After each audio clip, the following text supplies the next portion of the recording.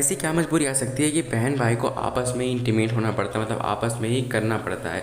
इस पूरी फ़िल्म में यही दिखाया गया है कि ऐसा क्या है जो बहन भाई को आपस में ही करना पड़ा है। खैर, बहुत ही इंटरेस्टिंग कहानी है ये। मैं बिल्कुल शुरुआत से शुरू करता हूँ कि ऐसा क्यों हुआ, कैसे हुआ और इसकी वजह क्या है। एक बहुत ही खुशनुमा फैमिली है जिसमें 4 बच्चे हैं, एक बड़ा भाई, एक बड़ी बहन और 2 ट्विन्स जुड़वा जो बच्चे होते हैं। उनके एक मम्मी है, काफ़ी खूबसूरत मम्मी है, और उनके एक पापा हैं जो ईस्ट कोस्ट के बहुत बड़े सेल्स मैनेजर हैं। तो उनके पापा जी मतलब काफ़ी अमीर घराने से, मतलब अमीर है, उनके पास सब कुछ है, मतलब कि चीज़ की कमी नहीं है उनके पास। लेकिन उनकी बेटी को थोड़ी दिक्कत रहती है कि उनके पापा बहुत ज़्यादा बाहर रहते हैं काम के सिलसिले में। तो इस वजह से जो अपने पापा थोड़ी थोड़ी नाराज़ रहती है, लेकिन उसके पापा उसे मनाते रहते हैं कैसे ना कैसे करके कि बेटा नाराज़ मत हो, मेरा काम ही ऐसा है, मैं बाहर नहीं जाऊँगा तो तुम्हें खुश कैसे रखूँगा, तुम्हारी बहुत सारी ख्वाहिशें हैं जो मुझे पूरी करनी होती है। लेकिन बेटी अपने पापा से सच में बहुत ज़्यादा प्यार करती है, जिसका नाम है कैथी। इस लड़की का नाम कैथी है और इसके बड़े भाई का नाम क्रिस्टोफर है। और इनके पापा उसको एक अंगूठी गिफ्ट करते हैं खुश करने के लिए कि बेटा बस मैं एक बार बाहर जाऊँगा, फिर इसके बाद नहीं आऊँगा। और उसके अगले दिन उनके पापा जी का बर्थडे होता है, तो वो लोग पूरा सरप्राइज़ प्लान करके उन्हें सरप्राइज़ करने की सोच रहे होते हैं। लेकिन वहाँ पे पुलिस वाला आता है और बोलता है कि उनके पापा का एक्सीडेंट हो चुका है। अब पूरे घर की जिम्मेदारी उनकी मम्मी पे आ चुकी थी। तो उनकी मम्मी बोलती है कि हम तो अकेला कर नहीं पाएंगे, तो एक काम करते हैं, हम मेरे मतलब तुम्हारे नाना जी के घर पे चलते हैं। और वो आधी रात को 3 बजे अपने नाना के घर के लिए निकल जाते हैं। और फिर जब वो नाना के घर पे आते हैं तो वहाँ पे एक बड़ी आंटी नन आती हैं और वो उनसे बोलती हैं कि तुम्हारे जो पापा हैं, मतलब इनके जो नाना है, तुम्हें एक्सेप्ट नहीं करेंगे, क्योंकि इनकी मम्मी ने लव मैरिज की थी इनके पापा से, जिस वजह से इनके बच्चे पसंद नहीं हैं। तो वो उन्हें एक छोटे से रूम में लेके जाती हैं जिसका नाम होता है attic, flowers in the attic, यही इस मूवी का नाम है। और इस कमरे में लेके जाती है, इसका नाम होता है एटिक। और वो बोलती है कि यहाँ पे शोर नहीं होना चाहिए, क्योंकि अगर तुम्हारे नाना को पता चला कि तुम लोग यहाँ पे हो तो वो तुम लोगों को जान से मरवा देंगे, मतलब बहुत ज़्यादा सख्त है, क्योंकि इनकी बेटी ने बहुत गलत काम किया है। उस बाप से बच्चे जो हुए हैं तो वो बहुत खतरनाक है। उनके नाना, उन्हें ये बात पसंद बिल्कुल भी नहीं आई है। तो वो समझाती हैं इनकी मम्मी कि बेटा बस एक दिन की बात है, मैं तुम्हारे नाना को मना लूँगी, फिर इसके बाद तुम भी आज़ाद होगे, हम सब साथ रहेंगे और हमेशा खुश रहेंगे। तो उनके बच्चों ने पूरा सपोर्ट कर रहे होते हैं कि ठीक है मम्मी, ऐसा हो जाएगा।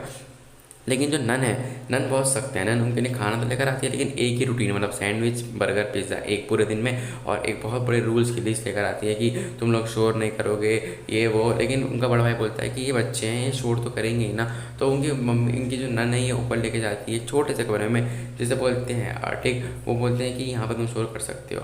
लेकिन ऐसे करते करते 1 महीना हो जाता है। तो उनकी बहन बोलती है कि हम छुपन छुपाई खेल रहे थे, ट्विंस बोलते हैं कि हम छुपन छुपाई खेल रहे थे, लेकिन छोटा भाई मिल नहीं रहा है। लेकिन वो मिल जाता है, मिलने के बाद एक छोटा सा टब होता है, वो उसी में उसको नहलाती है। और ऐसे करते करते समय बीतता जाता है और 2 से 3 महीने हो जाते हैं। और उनकी मम्मी उनसे बहुत कम मिलने आती हैं।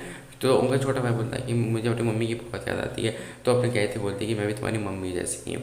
इतने में ये भाई बहन बहुत ज़्यादा खुश होने लगते हैं, मतलब करीब आने लगते हैं धीरे धीरे करके, क्योंकि ऐसे करते करते इन्हें 5 महीने हो चुके हैं। तो ये बूढ़ी आंटी को क्रिसमस पे सरप्राइज़ करते हैं, लेकिन बूढ़ी आंटी कोई रिएक्शन नहीं देती है और वो एक छोटे से ही कमरे को बहुत ज़्यादा सजा देते हैं। फिर उनकी मम्मी उन्हें एक पार्टी में लेके जाती है, जिसमें पार्टी में पता चलता है कि उनकी मम्मी का उनके नाना के नरेटर के साथ अफेयर चल रहा है और ये दोनों शादी करने के मूड में है। और ये देखने के बाद कहती और क्रिस्टोफर का दिल टूट जाता है। वो समझ जाते हैं कि हमारी मम्मी हमारा ध्यान नहीं रख पा रही हैं।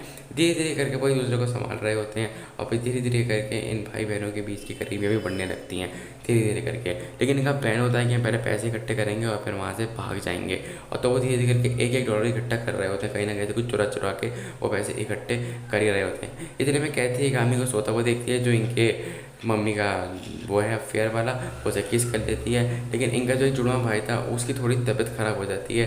तो वो बोलते हैं मम्मी प्लीज़ इन्हें बाहर ले जाओ, तुम बिल्कुल भी नहीं आती हो हमारे पास। तो वो चाटा मारती है, लेकिन फिर भी उसे बाहर ले जाती है। हॉस्पिटल ले आने के बाद पता चलता है कि उनका छोटा भाई है वो मर चुका है। वजह क्या है ये मैं आपको आगे बता दूंगा। और ये सुनने के बाद वो तीनों बहुत ज़्यादा रोते हैं, बहुत ही ज़्यादा रोते हैं, मतलब सीरियसली। और इनकी मम्मी को कोई ज़्यादा फ़र्क ही नहीं पड़ रहा, क्योंकि मम्मी की शादी हो चुकी है इस आदमी से और वो हनीमून पे जाएंगे, तैयारी पे हैं। और फिर उनकी जो बहन होती है छोटी वाली, वो बोलती है कि मरने से पहले उन्हें ये खाया था डोनट। तो वो एक डोनट जो चूहे को खिलाती है और चूहा उसमें मर जाता है। तो वो समझ जाते हैं कि बूढ़ी आंटी जो है हम तीनों को मार रही है, हम चारों को मार रही है, वो हमें जहर दे रही है। तो ये समझने के बाद वो समझ जाते हैं कि हमारी मौत अब तय है। इतने में बूढ़ी आंटी आती है और बोलते हैं कि हाँ मैं तुम्हें जहर दे रही हूँ। फिर उनमें हाथापाई होती है वहाँ से चाबी छीनने के लिए कि वो भाग सकें। लेकिन बूढ़ी आंटी कहती है तुम मुझसे चाबी नहीं छीन सकते। लेकिन फिर भी वो कैसे भी करके चाबी लेके भाग जाते हैं। और बूढ़ी आंटी को एक छोटे से ही मेरे गली के बाहर सब्जी वाला आ गया यार, छोटे से ही कमरे में वो बूढ़ी आंटी को बंद कर देते हैं और बूढ़ी आंटी रोती रहती हैं। और वो भाई बहन जो हैं कैसे भी करके वहाँ से कूद जाते हैं, रस्सी वगैरह बांध के वो तीनों भाई बहन वहाँ से कूद जाते हैं। और फिर वो फाइनली एक भाग रहे होते हैं। इतने में एक अंकल आते हैं, लेकिन अंकल उन पर रैम खा जाते हैं और अंकल बोलते हैं कि ठीक है बेटा तुम लोग जा सकते हो। और फिर इसके बाद वो चले जाते हैं, मतलब वो जा रहे होते हैं। इसके साथ ही कहानी खत्म हो जाती है। गाइस वीडियो को लेट इसलिए हुआ है क्योंकि मेरे चैनल पे कम्युनिटी गाइडलाइन आ गई थी, जिसकी वजह से मैं 2 हफ्ते अपलोड नहीं कर पा रहा था। आज से 15 दिन पहले मैंने एक वीडियो अपलोड करी थी जिस पे यूट्यूब ने कम्युनिटी गाइडलाइन स्ट्राइक लगा दी थी। मेरे चैनल पे एक स्ट्राइक पहले से थी, तो दूसरी की वजह से मैं 2 हफ्ते अपलोड नहीं कर पाया वीडियो।